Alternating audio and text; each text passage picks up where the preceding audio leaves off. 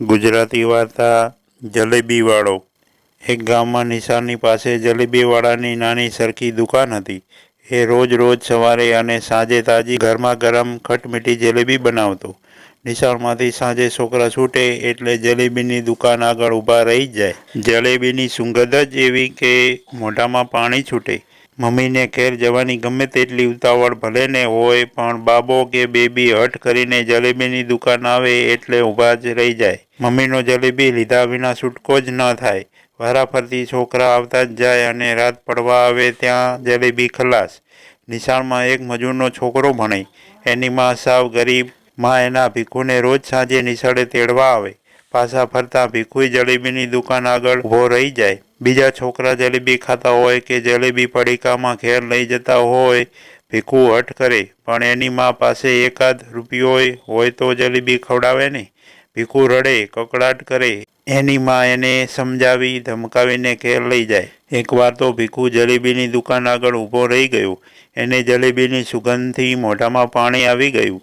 છોકરાઓ જલેબી ખાતા હતા। એણે ભીડનો લાભ લઈને એક જલેબી ઉઠાવીને મોઢામાં મૂકી। જલેબીવાળો જોઈ ગયો। એકદમ દુકાનેથી એ ઉતર્યો અને 8-9 વર્ષના કુમળા ભીખુને ઢીબી નાખ્યો। એની ગરીબડી માં રડી ઉઠી, અરે મારા દીકરાને મારી નાખ્યો।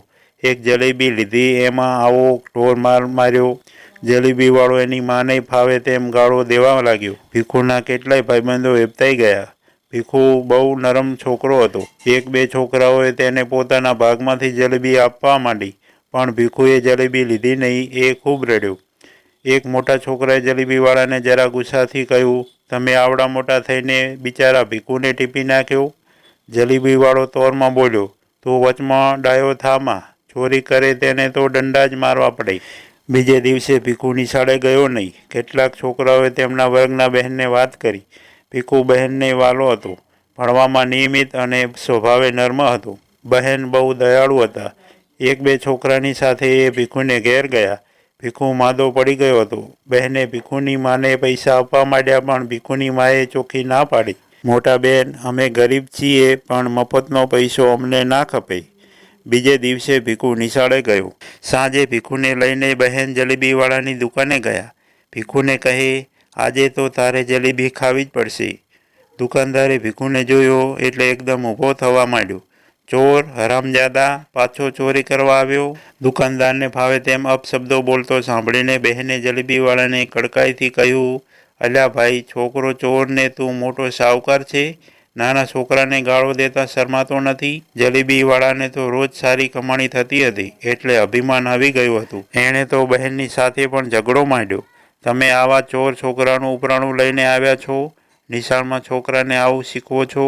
બહેનને ખૂબ ગુસ્સો આવ્યો, પણ હલકા માણસ સાથે જીભાજોડી કરવામાં પોતાની જ બદનામી થાય। ધૂળ અને પાણી ઝઘડે તો ધૂળને કશું નુકસાન નહીં, પણ પાણી ગંદુ થાય। એટલે બહેન કશું બોલ્યા વગર ભીખુને લઈને ચાલ્યા ગયા। બીજે દિવસે નિશાળમાં જ તેમણે છોકરાઓને ભેગા કરીને કહ્યું કે જલેબીવાળો બહુ ઘાતકી માણસ છે। આપણા ભીખુને તેણે એક જલેબી ઉઠાવવા માટે ખૂબ માર્યો। માટે હવે તમે બધા આજથી જ પાકો નિશ્ચય કરો કે એ જલેબીવાળાની દુકાન પાસે કોઈએ ઊભા રહેવું નહીં કે એની જલેબી ખાવી નહીં। બધા છોકરા તરત માની ગયા। તેમણે જલેબીનો બહિષ્કાર કરવાનો ઠરાવ કરી દીધો। સાંજે છોકરા છૂટ્યા, પણ એકેય છોકરો જલેબીવાળાની દુકાને ઊભો રહ્યો નહીં। બધા એની સામે જોયા વિના જ જવા માંડ્યા। જલેબીવાળાને નવાઈ લાગી, પણ એને થયું કે આજે ભલે ના આવ્યા, કાલે એમને મારી જલેબી ખાધા વિના ચાલવાનું નથી। પણ બીજે દિવસે, ત્રીજે દિવસે પણ નિશાળનો એક પણ છોકરો એની દુકાને ઊભો રહ્યો નહીં। જલેબીવાળો હવે મૂંઝાયો। એની જલેબી માથે પડવા માંડી। એણે એક છોકરા પાસેથી કારણ જાણી લીધું।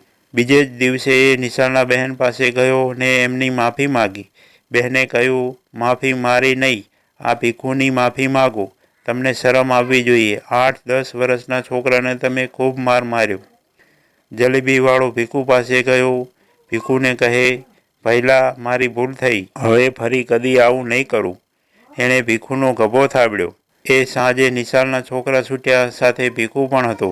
એ ચાલ્યો જતો હતો, પણ જલેબીવાળો દોડીને તેને પકડી લાવ્યો। એની માને કહ્યું, માજી, આજે તો તમારા ભીખુને હું મારે હાથે જલેબી ખવડાવીશ। એમ કહીને તેણે ભીખુના મોઢામાં જલેબી મૂકી।